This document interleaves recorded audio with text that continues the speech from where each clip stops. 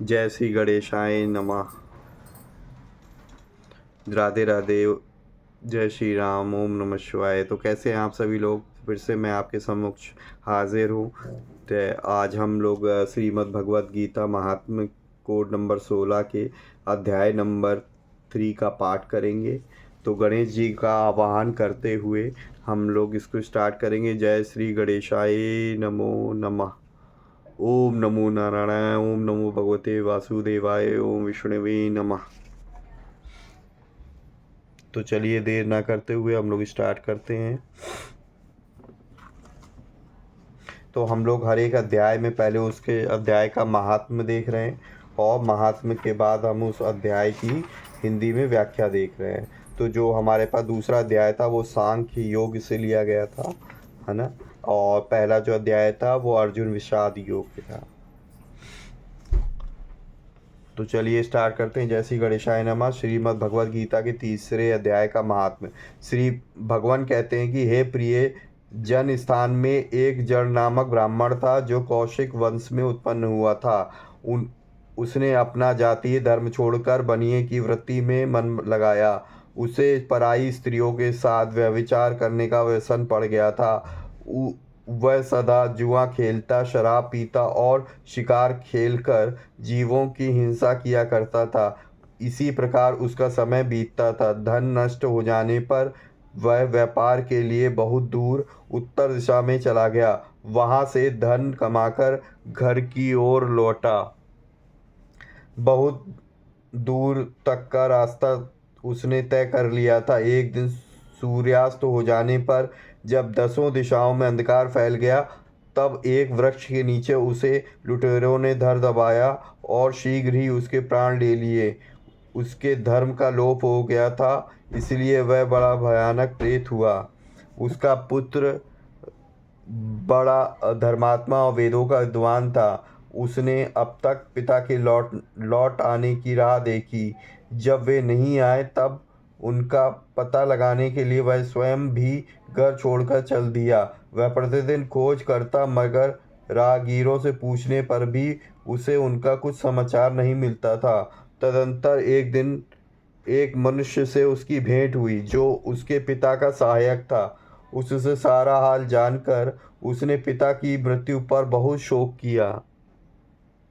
वह बड़ा बुद्धिमान था। बहुत कुछ सोच विचार कर पिता का पारलौकिक कर्म करने की इच्छा से आवश्यक सामग्री साथ ले उसने उसने काशी जाने का विचार किया। मार्ग में 7-8 मुकाम डालकर वह 9वें दिन उसी वृक्ष के नीचे पहुंचा जहां उसके पिता मारे गए थे।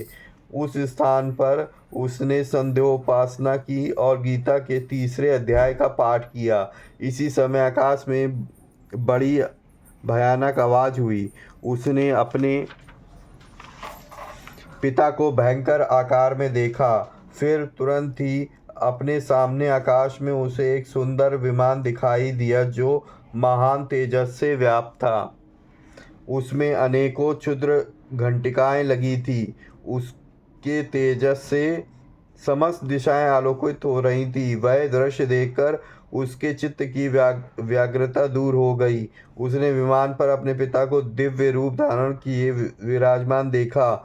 उनके शरीर पर पीताम्बर शोभा पा रहा था और मुनिजन उनकी स्तुति कर रहे थे। उन्हें देखते ही पुत्र ने प्रणाम किया। तब पिता ने भी उसे आशीर्वाद दिया। तत्पश्चात उसने पिता से यह सारा वृत्तांत पूछा।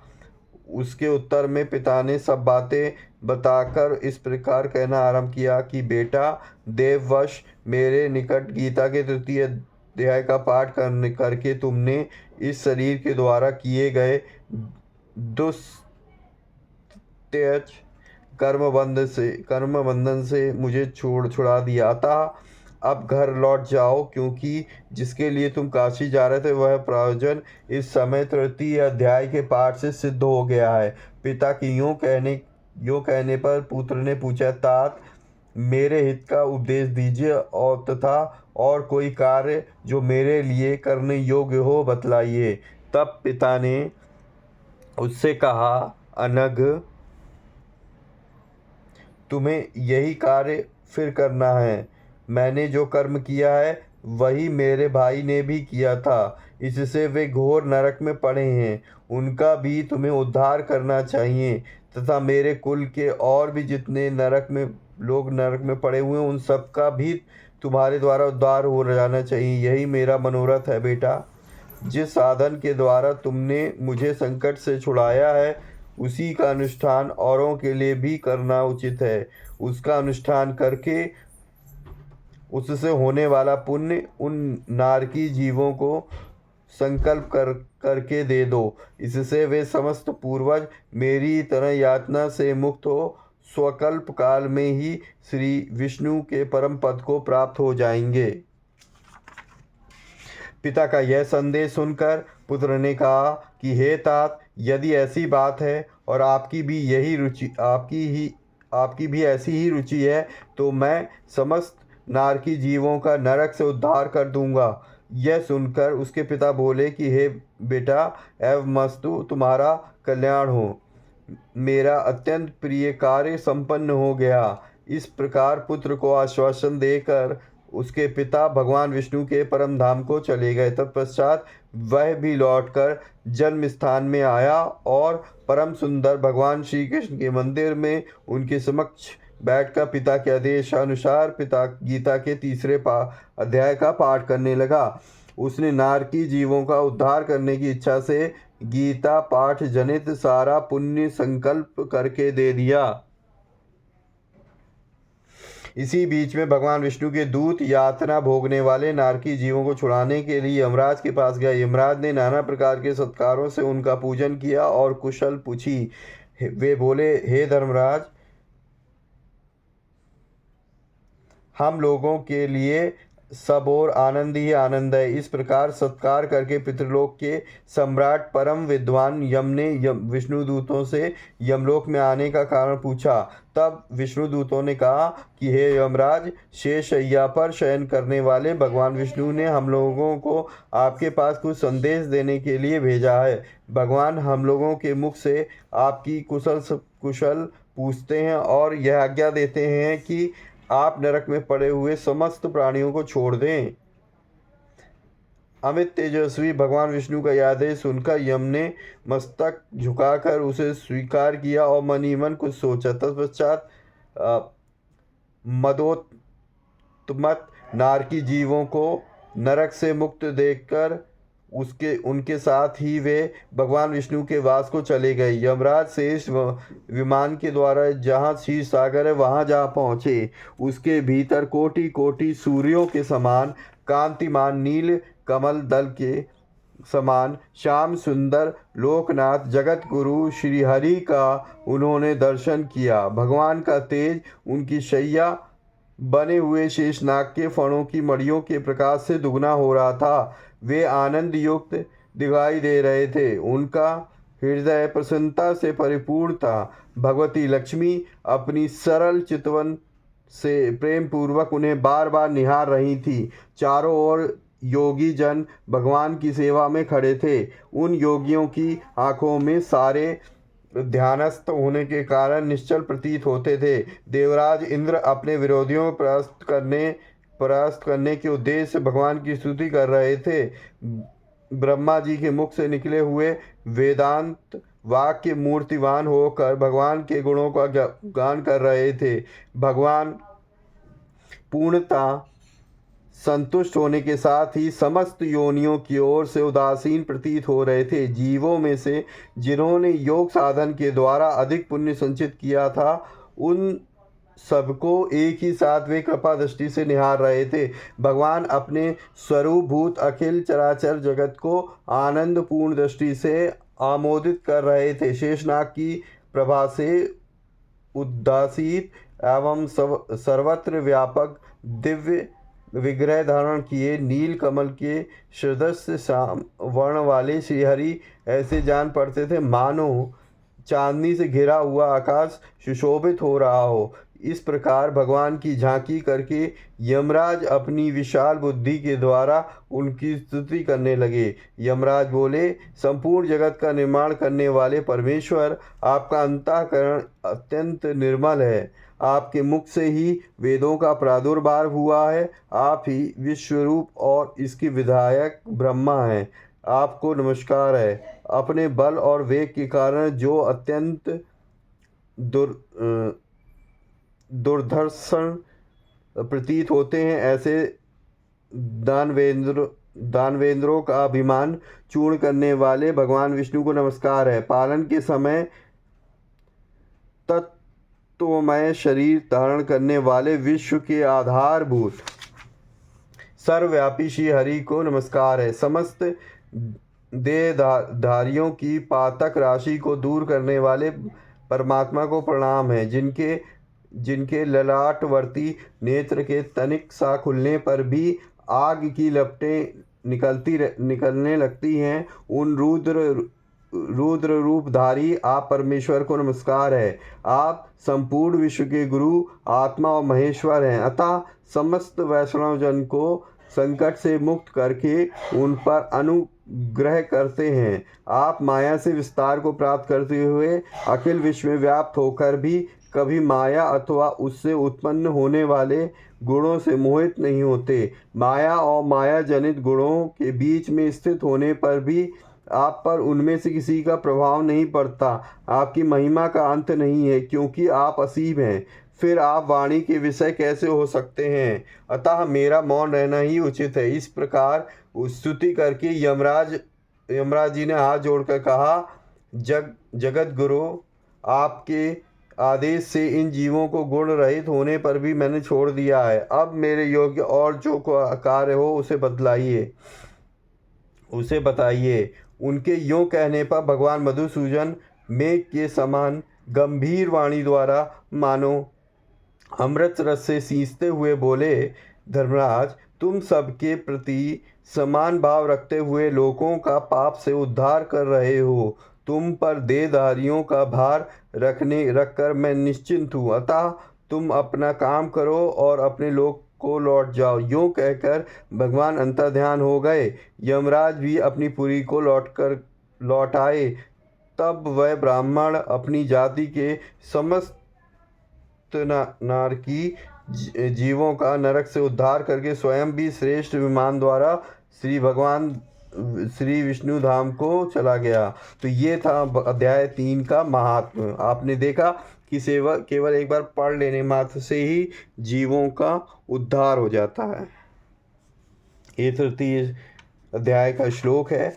अब हम तृतीय अध्याय का व्याख्या सुनेंगे श्लोक की।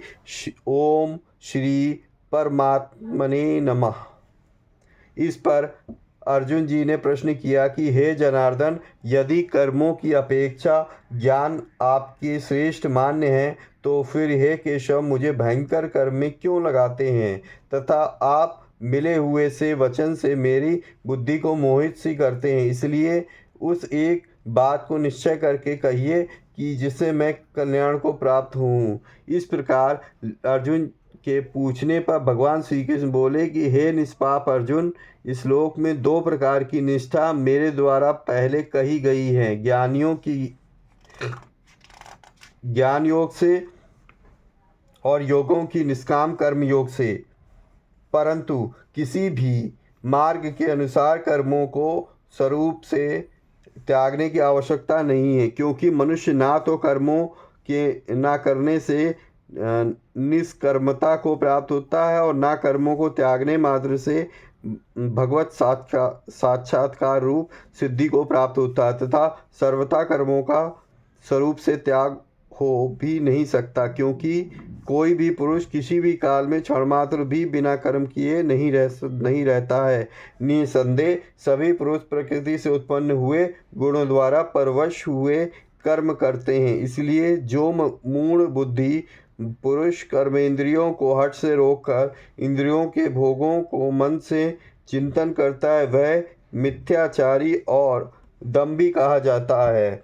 और हे अर्जुन, जो पुरुष मन से इंद्रियों को वश में करके अनासक्त हुआ कर्मेंद्रियों से कर्मयोग का आचरण करता है, वह श्रेष्ठ है। इसलिए तू शास्त्र विधि से नियत किए हुए स्वधर्म रूप कर्म को कर, क्योंकि कर्म न करने की अपेक्षा कर्म करना श्रेष्ठ है। और तथा कर्म न करने से तेरा शरीर निर्वाह भी नहीं सिद्ध होगा। हे अर्जुन, बंधन के भय भय से भी कर्मों का त्याग करना योग्य नहीं है, क्योंकि यज्ञ अर्थात विष्णु के निमित्त किए हुए कर्म के सिवा अन्य कर्म में लगा हुआ ही यह मनुष्य कर्मों द्वारा बंधता है। इसलिए हे अर्जुन, आसक्ति से रहित हुआ उस परमेश्वर के निमित्त कर्म का भली प्रकार आचरण कर। कर्म न करने से तू पाप को भी प्राप्त होगा, क्योंकि प्रजापति ब्रह्मा ने कल्प के आदि में यज्ञ सहित प्रजा को रखकर कहा कि इस यज्ञ द्वारा तुम लोग वृद्धि को प्राप्त हो, और यह यज्ञ तुम लोगों को इच्छित कामनाओं को देने वाला होवे। तुम लोग इस यज्ञ द्वारा देवताओं की उन्नति करो, और देवता लोग तुम लोगों की उन्नति करें। इस प्रकार आपस में कर्तव्य समझकर उन्नति करते हुए परम कल्याण को प्राप्त होगे, तथा यज्ञ द्वारा बढ़ाए हुए देवता लोग तुम्हारे लिए बिना मांगे ही प्रिय भोगों को देंगे। उनके द्वारा दिए हुए भोगों को जो पुरुष इनके लिए बिना दिए भोगता है वह निश्चय चोर है।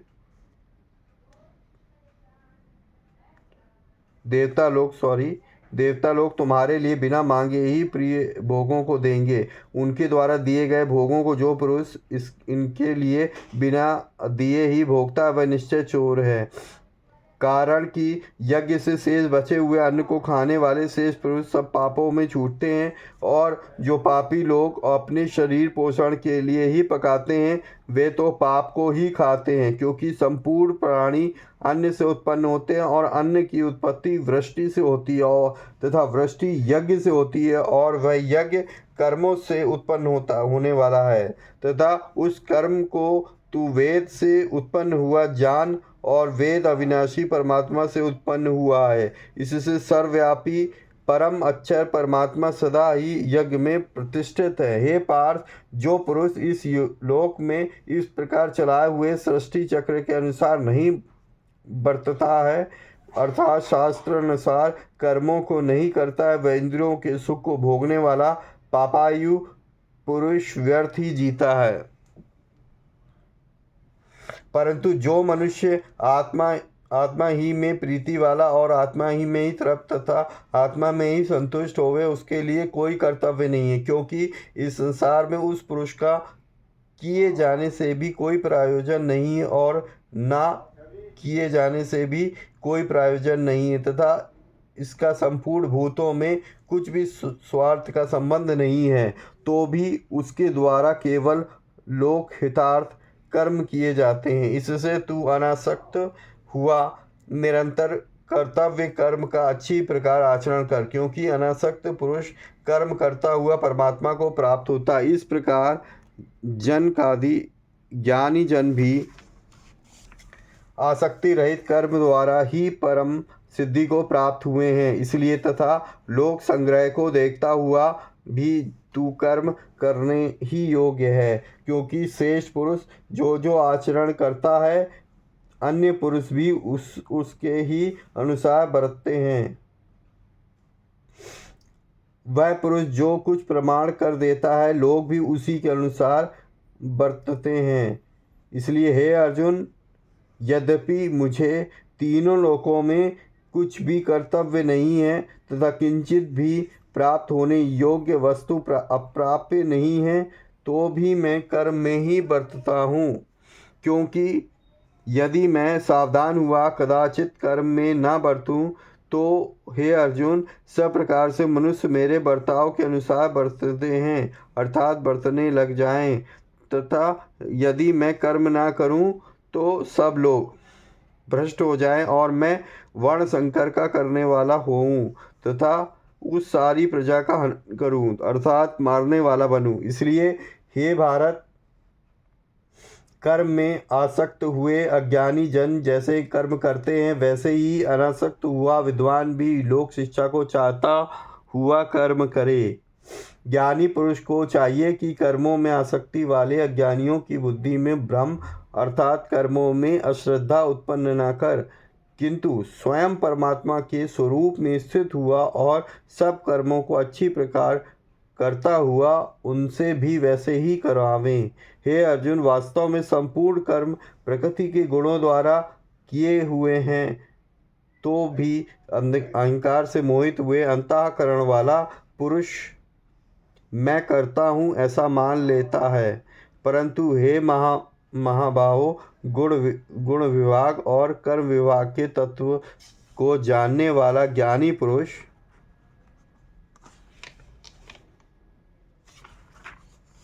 संपूर्ण गुणों में वर्तते हैं ऐसे मानकर नहीं आसक्त होता, और प्रकृति के गुणों से मोहित हुए पुरुष गुण और कर्मों में आसक्त होते हैं। उन अच्छी प्रकार न समझने वाला मूर्खों को अच्छी प्रकार जानने वाला ज्ञानी पुरुष चलायमान न कर। इसलिए हे अर्जुन, तू ध्याननिष्ठ चित्त से संपूर्ण कर्मों को मुझ में समर्पण कर, आशा रहित और ममता रहित होकर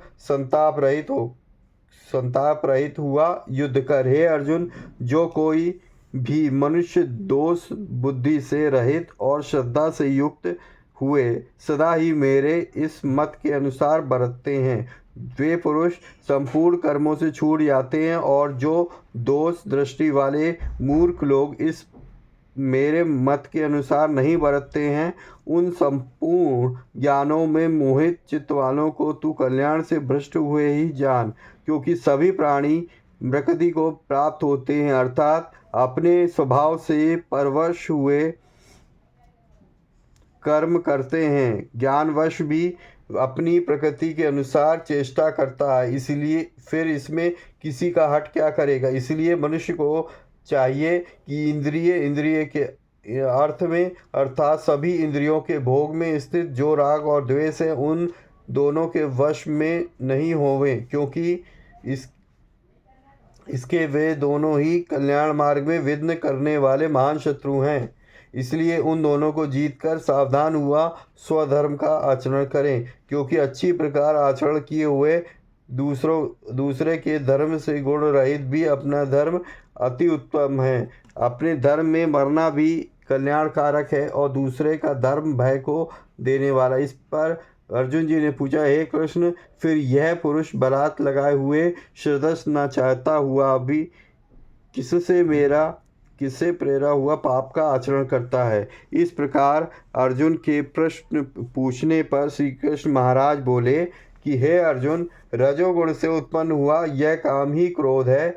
यही महा अशन अर्थात अग्नि के सदृश भोगों से नरक होने वाला और बड़ा पापी है। इस विषय में इसको ही तू वैरी जान। जैसे धुएं से अग्नि, मल से दर्पण ढका जाता है तथा जैसे जेर से गर्भ ढका हुआ है, वैसे ही उस काम के द्वारा यह ज्ञान ढका हुआ है। और हे अर्जुन, इस अग्नि सदृश ना पूर्ण होने वाले कामरूप ज्ञानियों के नित्य वैरी से ज्ञान ढका हुआ है। इंद्रियां, मन और बुद्धि इस काम के वास स्थान कहे जाते हैं, और यह काम इन मन, बुद्धि और इंद्रियों द्वारा ही ज्ञान को आच्छादित करके इस जीवात्मा को मोहित करता है। इसलिए हे अर्जुन, तू पहले इंद्रियों को वश में करके ज्ञान और विज्ञान के नाश करने वाले इस काम पापी को निश्चय पूर्वक मार। और यदि तू समझे कि इंद्रियों को रोककर काम रूपी वैरी को मारने की मेरी शक्ति नहीं है, तो यह तेरी भूल है। क्योंकि इस शरीर से तो इंद्रियों को पर श्रेष्ठ, बलवान और सूक्ष्म कहते हैं, और इंद्रियों से पर मन है, और मन से भी पर बुद्धि है, और जो बुद्धि से भी अत्यंत पर है वह आत्मा है। इस प्रकार बुद्धि से पर अर्थात सूक्ष्म तथा सब प्रकार बलवान और श्रेष्ठ अपने आत्मा को जानकर बुद्धि के द्वारा मन को वश में करके महाबाहो अपनी शक्ति को समझकर इस दुर्जय कामरूप शत्रु को मार। इति श्रीमद्भगवद गीता रूपी उपनिषद एवं ब्रह्म विद्या तथा योग शास्त्र विषयक श्री कृष्ण और अर्जुन जी के संवाद में कर्मयोग नामक 3रा अध्याय। तो दोस्तों ये था हमारे पास तीसरा अध्याय का विस्तृत वर्णन। तो ये हमारे पास इसमें कर्म योग को डिफाइन किया गया है। तो आपने देखा कि जब अर्जुन हम हमारे पास विषाद करने लगते हैं, चारों ओर रणभूमि में अपने जो है सगे संबंधियों को देखकर वो धनुष बाण छोड़ देते हैं और बैठ जाते हैं। तो वो कहते हैं कि मैं इनको अपने सगे संबंधियों को मारकर कैसे सुख भोग सकता हूँ। ऐसा पाप लेके मुझे नहीं करना, कुछ इस तरीके का सुख नहीं भोगना। तब श्री कृष्ण कहते हैं कि ये आप अपना कर्म करो, ठीक है, कर्म करने से मत हटो, बाकी सब मुझ पे छोड़ दो। आपको कर्म करना है, कर्म के अलावा उसके आगे कुछ भी नहीं। तो ये सारी कर्म के रिलेटेड ही सारी इसमें सारी व्याख्या दी गई है, उसी के बारे में ये बताया गया है। तो इस अध्याय में इतना ही। तो मिलेंगे हम लोग चौथे अध्याय में, तब तक के लिए जय श्री राम।